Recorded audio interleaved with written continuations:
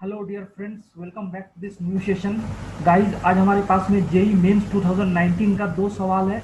एक सवाल differential equation का है एंड एक सवाल आपका कोऑर्डिनेट ज्योमेट्री में ऑर्थो सेंटर से रिलेटेड है। तो आज हम लोग आपको बताएंगे कि इन क्वेश्चंस को 5 सेकंड्स में कैसे सॉल्व करेंगे, साथ ही इन क्वेश्चंस का डिटेल्ड मेथड भी देखेंगे। तो आप ये सेशन को शुरू से अंत तक देखना एंड इस तरह का जो भी प्रॉब्लम्स होगा उसमें आप शॉर्ट ट्रिक लगा सकते हो, या जो हम लोग यहाँ पर मैं 5 सेकंड में सॉल्व करने का टेक्निक लगाएंगे उन सारे टेक्निक्स को आप जेई के प्रॉब्लम्स में अप्लाई कर सकते हो। तो चलिए हम लोग सेशन को स्टार्ट करते हैं एंड पहला क्वेश्चन हम लोग कोऑर्डिनेट ज्योमेट्री वाला लेते हैं। ठीक है गाइस, हम लोग इस सवाल को ले रहे हैं। क्वेश्चन ये बोल रहा है two vertices of a triangle are 0,2 and 4,3। दो वर्टिसेस दिया हुआ ट्राइंगल का 0,2 and 4,3। The orthocentre is at the origin, यानी ये ट्राइंगल का ऑर्थो सेंटर ओरिजिन पे है। Then its third vertex lies in which quadrant, यानी थर्ड वर्टेक्स की बात कर रहा है। थर्ड वर्टेक्स कौन से क्वाड्रेंट में लाई करेगा? Fourth, third, second and first. ठीक है, तो ये क्वेश्चन हमारे पास में। डियर स्टूडेंट, सबसे पहले ट्राइंगल को प्लॉट कर देते हैं। ठीक है, सबसे पहले ट्राइंगल को प्लॉट कर दो आप।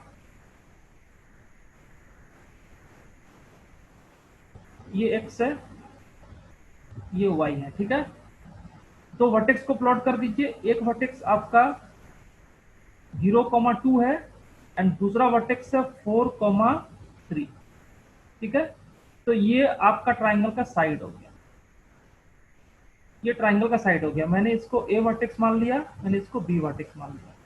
ठीक है, अब आप ध्यान से देखो, इस ट्राइंगल का ऑर्थो सेंटर कहां पर है? 0,0 पर। तो ट्राइंगल का ऑर्थो सेंटर 0,0 है। दैट मीन्स आप समझ रहे हो कि यहां से ऑर्थो सेंटर से अगर परपेंड, अगर ये साइड को एक्सटेंड कर दिया जाए तो इस तरह से जाएगा, और ये जो ऑर्थो सेंटर लाइक करेगा इसका परपेंडिकुलर इस तरह से जाएगा, है ना? क्योंकि ऑर्थो सेंटर क्या होता है? ऑर्थो सेंटर का डेफिनेशन है कि तीन वर्टेक्स से हम लोग परपेंडिकुलर ड्रॉ करेंगे, तीनों अपोजिट साइड पे, एंड तीनों एल्टीट्यूड का इंटरसेक्शन।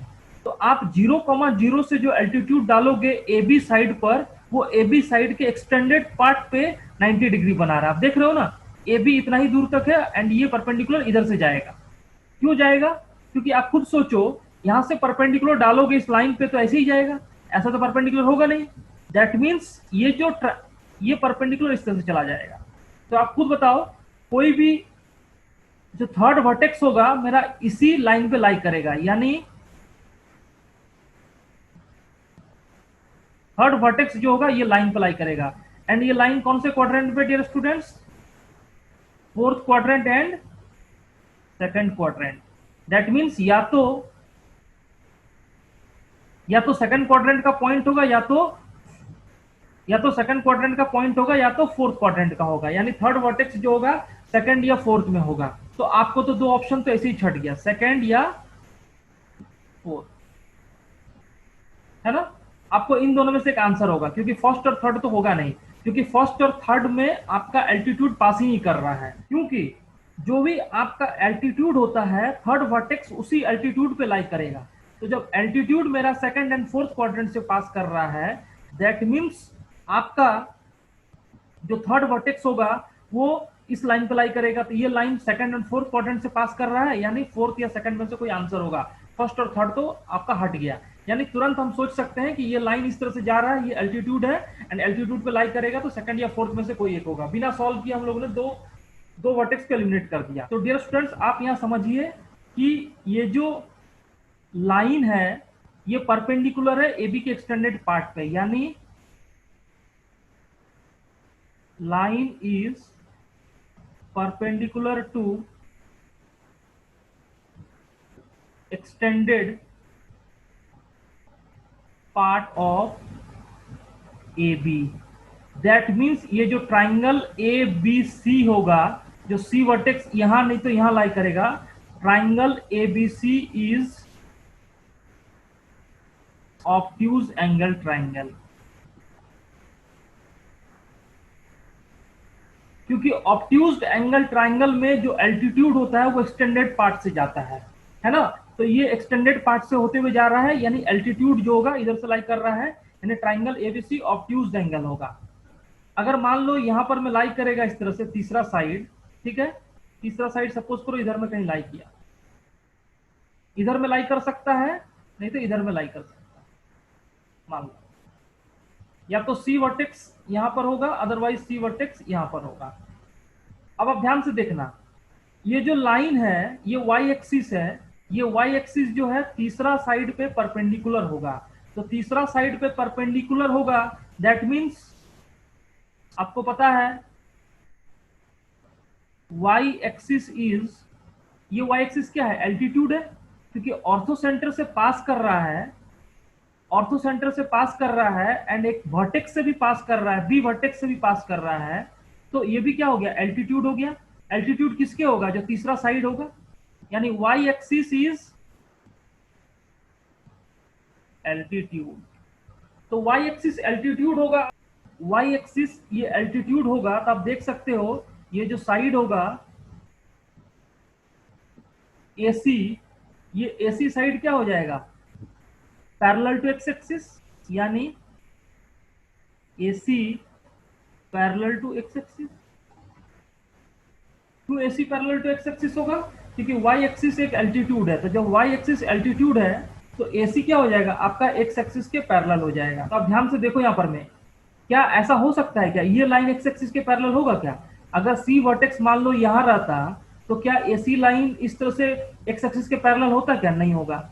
लेकिन अगर सी पॉइंट यहां लाई कर रहा है माय डियर स्टूडेंट्स, तो एसी क्या होगा, एक्स एक्सिस के पैरेलल हो जाएगा।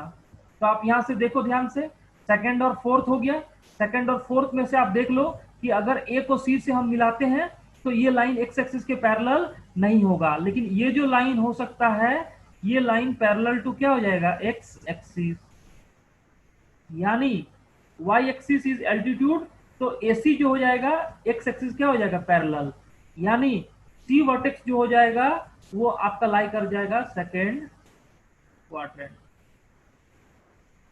सी vertex will lie in second quadrant. तो देखो कहीं हमने कुछ सॉल्व नहीं किया, सिंपल इसमें ऑब्ट्यूज एंगल ट्राइंगल का कॉन्सेप्ट लगाया, और जो एल्टीट्यूड है उसको हम लोग ने ड्रॉ कर लिया 0 0 से। तो 0 0 से पास करने वाला एल्टीट्यूड जो होगा सेकंड और फोर्थ क्वाड्रेंट से पास कर रहा है। अगर ये सेकंड और फोर्थ क्वाड्रेंट से पास कर रहा है, दैट मीन्स जो थर्ड वर्टेक्स होगा वो सेकंड या फोर्थ में लाई करेगा। अगर ये सेकंड में लाई कर रहा है तो एसी लाइन पैरेलल टू क्या हो जाएगा, एक्स एक्सिस, और मुझे चाहिए भी, क्योंकि वाई एक्सिस क्या है, एल्टीट्यूड है, जब वाई एक्सिस एल्टीट्यूड है तो एसी क्या होना चाहिए, एक्स एक्सिस के पैरेलल होना चाहिए। दैट मींस ये जो तीसरा वर्टेक्स होगा वो सी हो जाएगा, एंड सी लाई करेगा कहां पर में, सेकंड क्वाड्रेंट में। इसको सॉल्व करना चाहते हैं तो सॉल्व करने के लिए आप देख लीजिए यहां पर में, ऐसा ले लो, एक लाइन हमने ले लिया, ठीक है, 4,3 एंड 0,2, 4,3 एंड 0,2, ठीक है, मैंने ले लिया ये 0 0 क्या हो गया, ऑर्थो सेंटर, 0 0 ऑर्थो सेंटर हो गया। तो मुझे आपको थर्ड वर्टेक्स चाहिए, तो थर्ड वर्टेक्स को हमने ले लिया h के, थर्ड वर्टेक्स को क्या लिया डियर स्टूडेंट्स, h के। अब ध्यान से देखना, तो h के से पास करने वाला ये लाइन क्या हो जाएगा, इसके परपेंडिकुलर हो जाएगा ना। फिर इस तरह से ये लाइन भी क्या हो जाएगा, परपेंडिकुलर हो जाएगा, यानी एक बार ए बी सी डी ई, यानी आप लिखोगे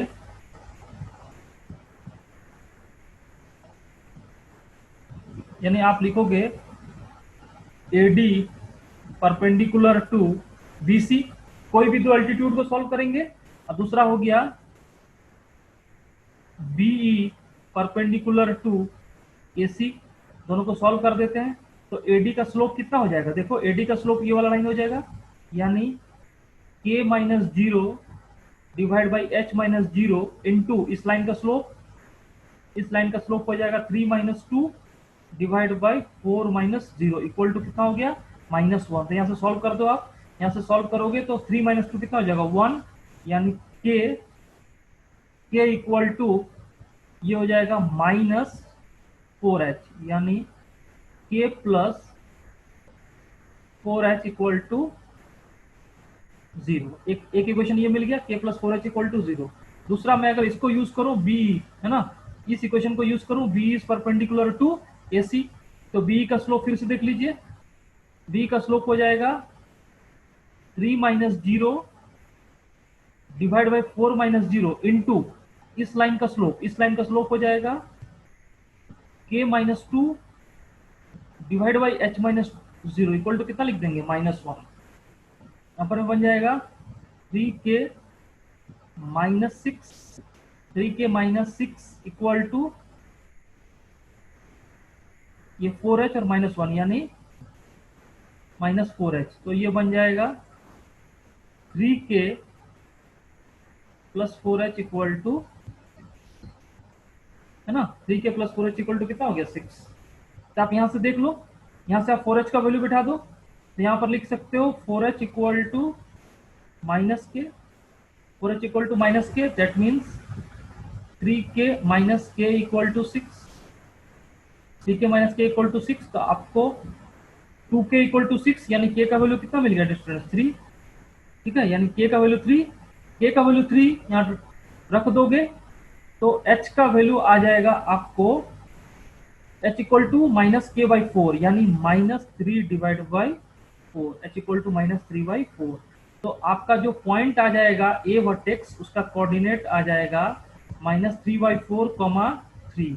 ये पॉइंट आपका लाई किया सेकेंड क्वाड्रेंट। ये भी क्वेश्चन है डिफरेंशियल इक्वेशन का, ठीक है। आप इस क्वेश्चन को ध्यान से देखना, इस क्वेश्चन को भी हम लोग शॉर्ट ट्रिक से सॉल्व कर रहे हैं। यहाँ पर मैं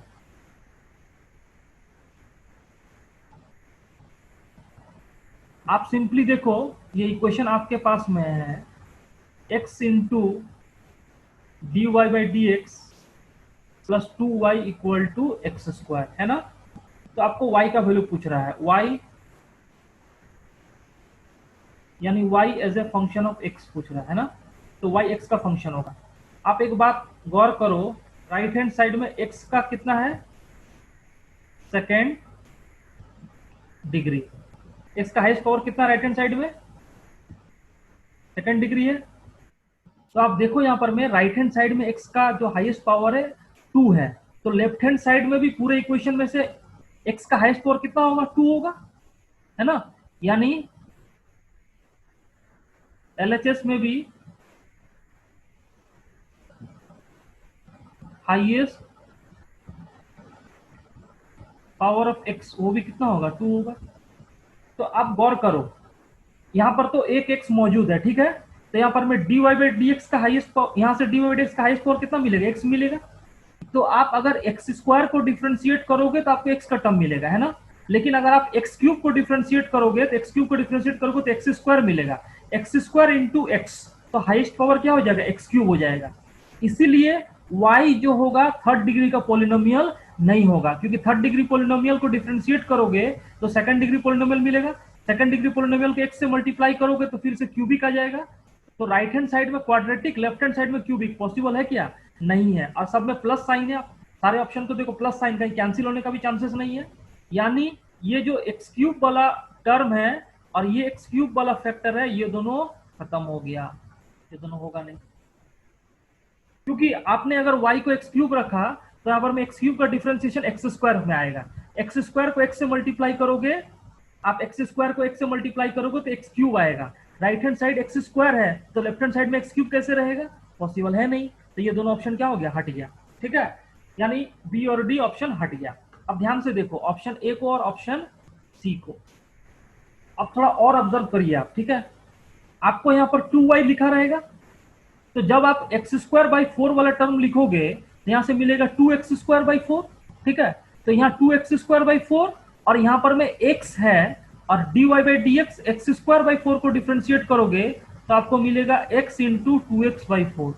और एक और यहाँ पर में 2y मौजूद है, यानी 2 इंटू वाई, वाई में कितना होगा, एक्स स्क्वायर बाई 4। तो आप देख सकते हो यानी x square by 2 plus x square by 2 आपको क्या मिल जाएगा, एक्स स्क्वायर मिल जाएगा।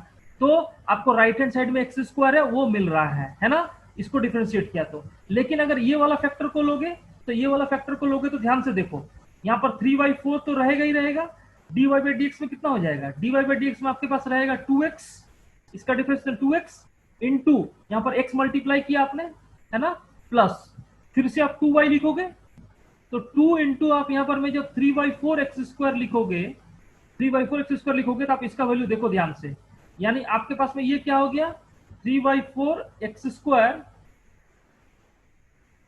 ये आपको मिल गया 3/4 x², और 2 + 2, तो ये मिल गया आपको 3x²।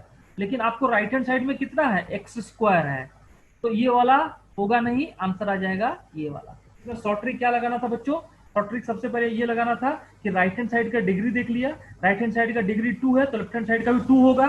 तो यहाँ पर मैं dy/dx का टर्म है, यानी x का अगर y क्यूबिक पोलिनोमियल होगा तो क्यूबिक को डिफरेंशिएट करोगे तो 2 डिग्री का मिलेगा, एंड x यहाँ पर बगल में बैठा हुआ है तो ये 3 डिग्री का पोलिनोमियल आ जाएगा, यानी क्यूबिक वाला ऑप्शन हट गया। तो बचा 2। अब दोनों में से जो x² वाले टर्म है उन दोनों को डिफरेंशिएट करके हम चेक कर सकते हैं यहाँ पर में। ठीक है, तो ये इसका शॉर्ट ट्रिक हो गया। एंड कोई भी स्टूडेंट अगर दिमाग लगाएगा तो इसको 5 सेकंड से ज्यादा सॉल्व करने में टाइम नहीं लगेगा। थोड़ा ऑब्जर्वेशन करना है एंड आपको प्रैक्टिस करना है सवाल। देखो इसको अगर हम लोग मेथड देख ले,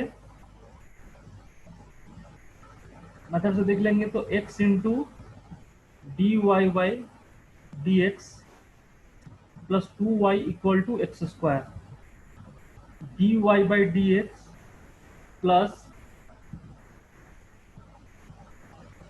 y into 2/x equal to x से डिवाइड कर दिया है ना, तो ये लीनियर डिफरेंशियल हो गया इस इक्वेशन का। dy/dx plus p into y equal to q, where pq function of x। तो ये लीनियर डिफरेंशियल इक्वेशन हो गया। ठीक है, ये लीनियर डिफरेंशियल इक्वेशन हो गया, लीनियर डिफरेंशियल इक्वेशन। इसका सॉल्यूशन क्या होता है, y into e power integrating factor p dx equal to integration of q into e power integration of p dx whole bracket dx plus c। ठीक है, अब ध्यान से देखो, y into e power p का वैल्यू कितना है बच्चों, p का वैल्यू 2/x है ना, यहां पर आप लिख सकते हो p 2/x है,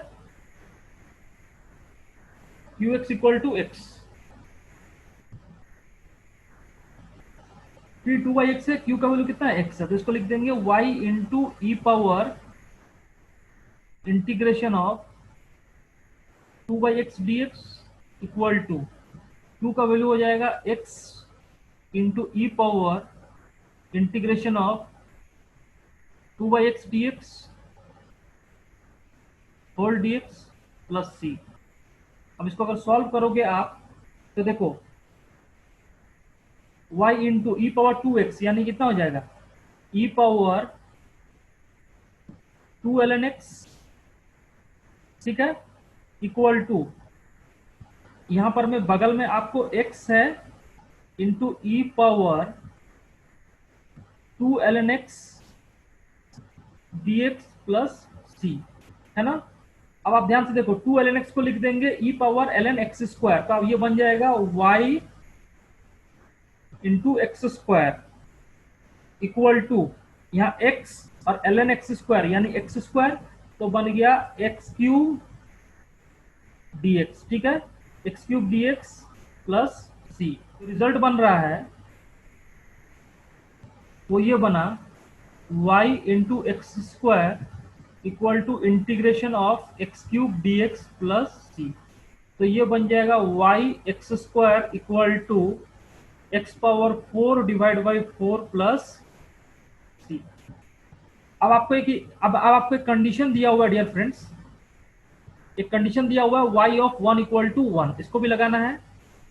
आपको दिया हुआ है y ऑफ 1 इक्वल टू 1 यानी x इक्वल टू 1 पर x इक्वल टू यानी x इक्वल टू 1 पर y का वैल्यू कितना है 1, x इक्वल टू 1 पर y का वैल्यू 1, तो पुट कर दीजिए 1 का स्क्वायर 1/4 प्लस c, तो यहां से c का वैल्यू मिल गया 1 माइनस 1/4 यानी 3/4। तो आपका जो फाइनल इक्वेशन बन गया वो बन गया y x² equal to x power 4 divide by 4 plus 3/4, और जब इसको आप डिवाइड कर दोगे तो बन जाएगा y equal to x² divide by 4 plus 3/4 x²।